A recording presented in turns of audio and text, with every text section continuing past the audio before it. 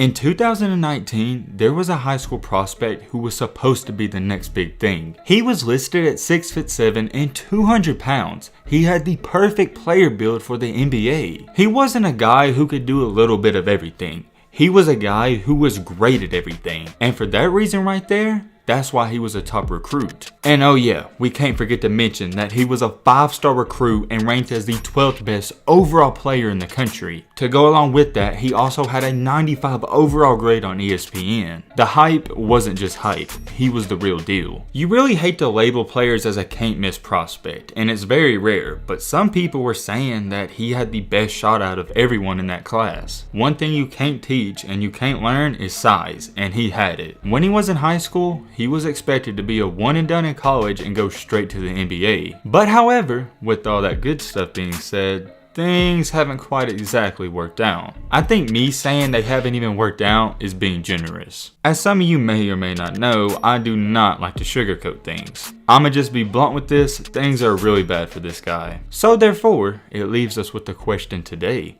What really happened to Kahlil Whitney? What's good, y'all? I hope you're having a blessed day. Just wanted to drop by and say we are super close to 100,000 subscribers. So if you're new to the channel or just not subscribed, what are you doing? Join the family. Hit that subscribe button and leave a like for more. Now, without further ado, let's get into the story. First things first, before I even forget, this video idea and this player idea was recommended by you guys. Somebody commented and requested me to make this video, and that comment got a ton of likes. And hey, I'm a fan of the people and I'm gonna give you what you want. So I immediately started doing some research, and his story is intriguing to say the least. I don't want to spoil any of it, so without further ado, let's get into it. You already know, to get into this story, we gotta throw it all the way back to where things started. In high school, Whitney attended Eric Soloro Academy for his freshman season. As a freshman, he didn't do anything crazy and he didn't have that great of a year. I'd say he had a good year, but it wasn't a good fit for him, and he knew this, so he transferred to a Catholic high school in New Jersey. And when he transferred to that school, he stayed there his entire high school career. This goes without being said, but it was clear that he found the best fit for him. All throughout his high school career, he was nothing short of a beast. Normally, these 4, 5, and even 3-star recruits start to pop off their junior, senior season, and that was the remedy for him. When he was a junior, he got a lot of recognition because he was super athletic, but he was also super skilled. Athletic, skilled, and could shoot the 3-ball a little here and there. He was a coach's dream. To put the cherry on top, for his junior season, he was now listed at 6'6" and 190 pounds. If you can create a basketball player, that is your ideal size and build for a shooting guard and small forward. He rose up in the rankings pretty fast and faster than a typical player because of his potential. What was really scary about Whitney was the fact that he hasn't reached his full potential and he was already extremely good. Flash forward in time to his senior season, he balled out, and this is where all the hype came in even more. For his senior season, he averaged 19.4 points per game, 5.7 rebounds, and 1.8 assists. I get it 100%. You're probably sitting there thinking and going, Matt, those aren't crazy numbers. When we do these story videos, there's absurd numbers. And yes, I agree 100%, but like I say every time when we talk about a kid or player who averaged 30, 35 or even 40 points per game, I need you to understand how crazy and surreal that is. If anyone in high school basketball is putting up 30 to 35 points per game, you need to realize that that is not normal and it's rare. With that being said, you also need to realize that if you average only 20 points per game and 5 rebounds like Whitney did, you can still be a highly rated recruit. I'm not a big numbers guy, but I do think they matter somewhat. But if you're a young hooper and you're not putting up 20 to 25 points per game, you need to understand that numbers are not everything. They're something, but they're not everything. Just keep that in mind. Remember how I told you what was scary about him was that he hasn't reached his potential? Yeah, that continued to be the thing with him. He was putting up 20 points per game, but it was like he wasn't even trying out there. If you watched him play in high school or even watched any of the film, you would think this guy averaged 35 points per game. It was almost effortless to him, kinda similar to LaMelo Ball. I think we can all agree that LaMelo is a great basketball player, and in high school, if he wanted to, he could have put up 40 points per game. I believe that 100%. Like we all saw though, LaMelo almost didn't even try in high school. And to casual people, they would think he wasn't trying, and that's why people didn't respect him. But he just made it look insanely easy. That is the perfect case and the perfect example for Kahlil Whitney. When his senior season was over, he led his team to a 28-4 record and was named a McDonald's All-American. I don't have to say too much about that. If you're a McDonald's All-American, that is one of the greatest achievements a high school basketball player can ever achieve. If that wasn't enough for you, he was also named co-MVP of the Iverson Classic game after putting up a game-high 38 points. In that game, people saw the potential and could see that he could put up crazy numbers. He was also now listed as a 5-star recruit, the 12th best overall player in the country, and had a 95 grade on ESPN. For his recruitment process though, he kept it really, and I mean really simple. On August 10th in 2018, he committed to play at the University of Kentucky. At the time, this seemed like a perfect and great fit because Kentucky is known for getting high school kids to the next level within a season. And for Whitney, that was his ultimate goal. I remember when he first came into Kentucky, people thought he was going to average at least 15 points per game and probably 5 assists and maybe 5 rebounds. He'd be your typical one and done, he'd get his numbers and go to the NBA. Maybe he wouldn't be a lottery pick, but he'd be a first rounder. But yeah, you know where this story is about to go. Once he got to Kentucky, this is where our story takes a drastic and weird turn. When he first arrived at Kentucky, the practices were going good and the first couple of games went okay. And even in just his second game with the team, he scored 11 points, which isn't great, but it's not bad. After that second game though, this is where his story and his basketball career takes a downhill slope. In his first 18 games for Kentucky, he was only averaging 12.8 minutes per game. This was a little fishy and a little iffy. It's not like he was playing bad out there, but he wasn't really producing. Remember, going into Kentucky, people expected a lot out of this kid. In those first 18 games, he only averaged a measly 3.3 points per game, 1.7 rebounds, and 0.4 assists. Not the greatest stats, but remember, he was only playing 12 minutes per game. From the field, he shot 37%, and from the three-point line, he shot 25%. Those numbers aren't the best, I get it, but there was a very small sample size. The big thing wasn't his numbers, it was the fact that he wasn't playing, and that was really frustrating him. Listen to this, it actually frustrated him so much that on January 24th in 2020, in the middle of his season, he announced that he was going to leave and drop out of Kentucky. That caught everyone by surprise, and a lot of people lost respect for him because it was almost like he was giving up on his team. I get it 100%. He was mad he wasn't playing, but where people were also mad at him was the fact that it was almost like he quit on his team, so why didn't he finish out the season? At the time, it seemed like a weak and an instant impact move and he didn't really think about it. But hold on, maybe he was thinking about it and he just couldn't wait any longer. When he announced that he was going to be leaving Kentucky, his AAUch came out and said this, quote unquote, Whitney is moving on because lack of playing time at Kentucky, like we already stated. And Whitney actually posted something on Twitter about it, so let's check that out. Quote unquote, after several conversations with my family and coaching staff, I regret to announce that I will be leaving the University of Kentucky. Like so many others, playing at UK has always been a dream of mine. Unfortunately, my time at Kentucky has not gone as I hoped, and I therefore need to make a difficult decision quickly to put myself back into the best position possible as I continue to develop and work towards my ultimate goal. He actually tweeted out a lot more than that, but that was basically the message summed up. You can see why he was mad, and that's understandable.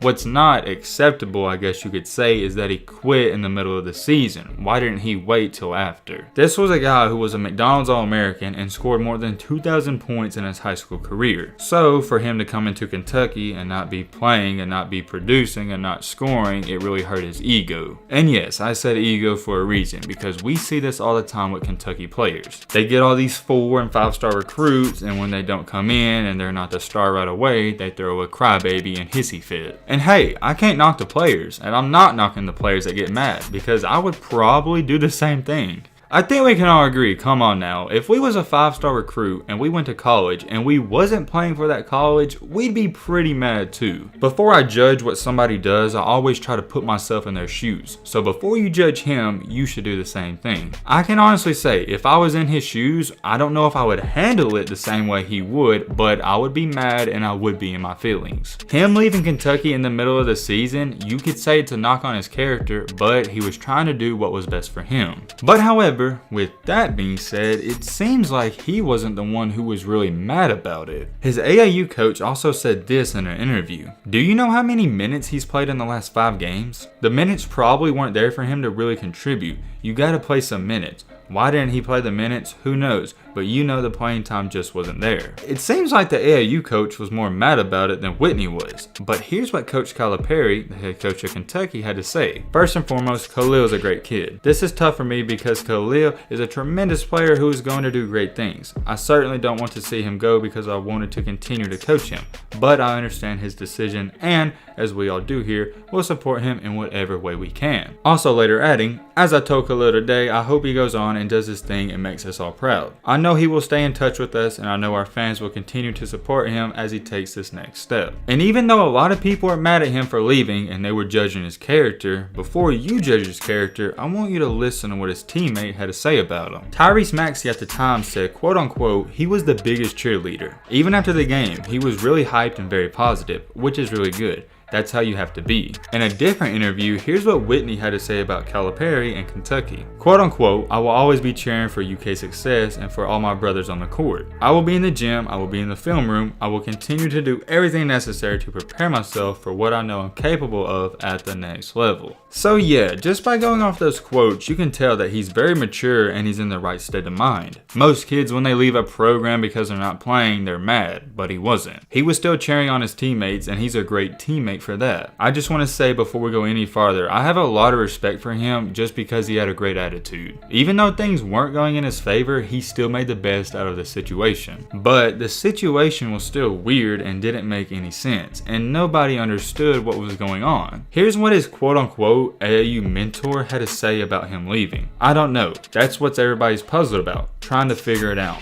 Don't nobody know. I watch games. You want it to work out. You want him to be out there on the court. Also adding, like I told you, it's a process. I'm telling everybody it's a process. I think everybody can see that. I know what you're sitting there thinking. Yo, Matt, we get it. Where did he transfer? And that's where things really start to get weird. So he actually didn't transfer anywhere. Instead of transferring to another school, he signed with an agent and declared for the 2020 NBA draft. Remember, in high school, people thought he could be a lottery pick or for sure first rounder if he had a good / average season at Kentucky. But with leaving Kentucky out of nowhere, this hurt his draft stock. To make a long story short, he went undrafted in the NBA draft, and this was somewhat a shock. You already know our story's not going to end that easy. After he went undrafted, he signed with an Exhibit 10 deal with the Charlotte Hornets. I don't know why it's referred to that as an Exhibit 10 deal, but basically it's a summer league deal, I believe. It's some kind of strange deal with the team, but all you need to know is that he was playing for the Charlotte Hornets. Not the real Hornets, but the G League. He did okay for them, and all throughout training camp he was okay, but he was waived at the end of the training camp,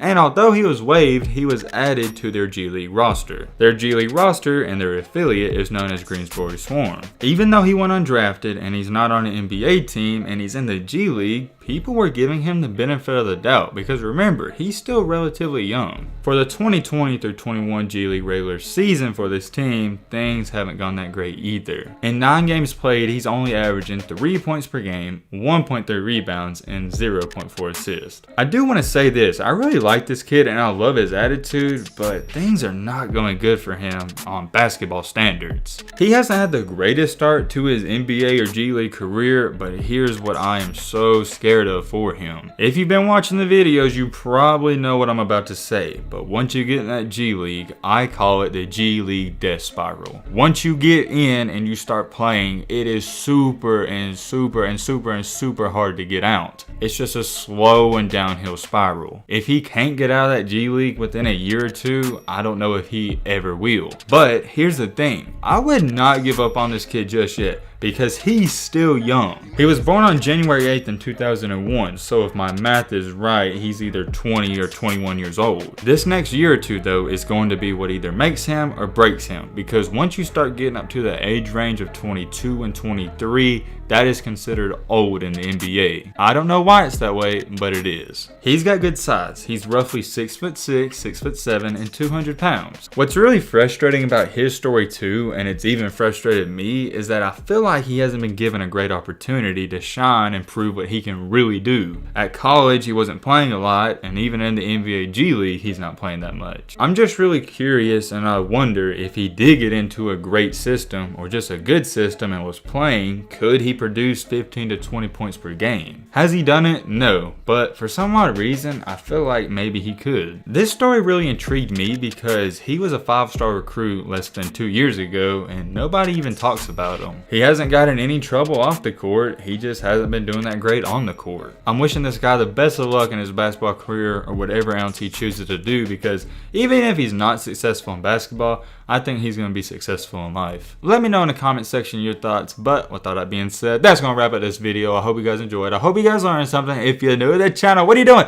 Join the family, hit that subscribe button, and leave a like for more. We're on the road to 100K. We can't get there without you. And as always, let's be great. I'm out, y'all.